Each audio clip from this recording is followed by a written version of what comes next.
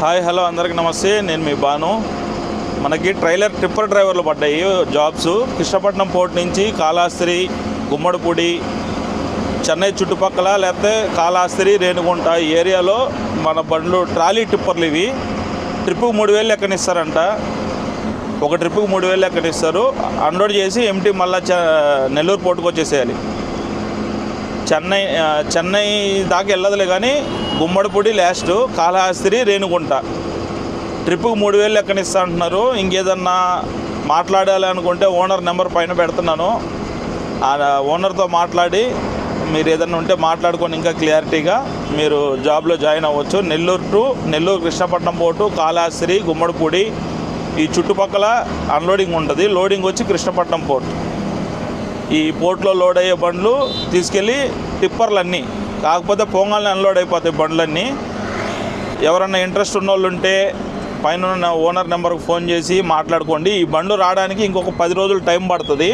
కొత్త బండ్లు అన్నమాట ఇవి. సో ఎవరైనా ఇంట్రెస్ట్ ఉన్న వాళ్ళు ఉంటే ఓనర్తో ఫోన్ చేసి మీరు క్లారిటీగా మాట్లాడుకోండి. ట్రిప్పుకు 3000 లెక్కనిస్తా అని చెప్పి ఓనర్ చెప్పాడు మనకి. సో మీరు ఇంకేదన్నా మాట్లాడాలనుకుంటే మాట్లాడుకోండి. అలాగే వేరే బండ్లు నాకు పెడుతున్నారు ఇట్లా డ్రైవర్ కావాలని చెప్పి. దాంట్లో మీకు ఏదన్నా శాలరీ పరంగా ఏదన్నా మీకు తగ్గుతుంది అనుకుంటే వేరే డ్రైవర్లతో మాట్లాడండి.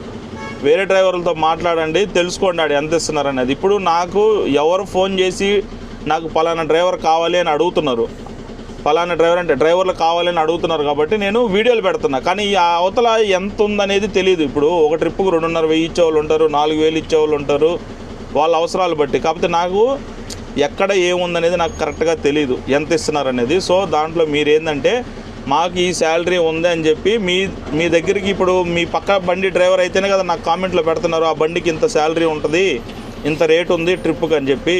మీరు ఆ డ్రైవర్కి ఇన్ఫామ్ చేయండి, ఇదిగో మీ శాలరీ ఇలా ఉంటుంది, కానీ అబ్బాయి ఇలా చెప్పాడు, ఇది కాదు శాలరీ అని చెప్పి మీరు ఖచ్చితంగా చెప్పండి. ఎందుకంటే నా వల్ల ఎవరు లాస్ అవ్వద్దు. మీరు ఎందుకంటే పని చేసేది మీరు, డబ్బులు సంపాదించుకోవాల్సింది మీరు, కాబట్టి నా వల్ల మీరు లాస్ కాకూడదు. మీరు ఏదన్నా ఉంటే డైరెక్ట్ ఓనర్తో మాట్లాడుకొని, లేదంటే మీ పక్క డ్రైవర్ని కూడా కనుక్కోండి మీరు డ్యూటీకి వెళ్ళిన తర్వాత. అంటే ఈ ట్రిప్పుకి ఈ డబ్బులు ఇది కరెక్టేనా అంటే నాకు ఐడియా లేదు. ఎందుకంటే మేము శాలరీ లెక్కన పని చేస్తున్నాం కాబట్టి మాదేందో మాకు తెలుసు. కాకపోతే మీదేందనేది నాకు తెలీదు. అవతల ఓనర్ కూడా ఆలోచించవచ్చు, అరే డ్రైవర్లు తక్కువ రేటుకు వస్తారని చెప్పి ఆలోచించి కూడా పెట్టవచ్చు. అది ఏదన్నా ఉంటే పక్క డ్రైవర్ని అడిగి కనుక్కొని ఎంత రేట్ ఉంది ఏందనేది మీరు డీటెయిల్స్గా కనుక్కొని మాట్లాడుకొని సెట్ చేసుకోండి, కనుక్కోండి. ఆ తర్వాత ఏదన్నా నన్ను అడగండి, నేను కూడా అది పలానా దగ్గర ఎంత ఉంది. మీరు వెళ్ళిన తర్వాత డ్రైవర్లు డ్యూటీకి వెళ్ళిపోయిన తర్వాత నాకు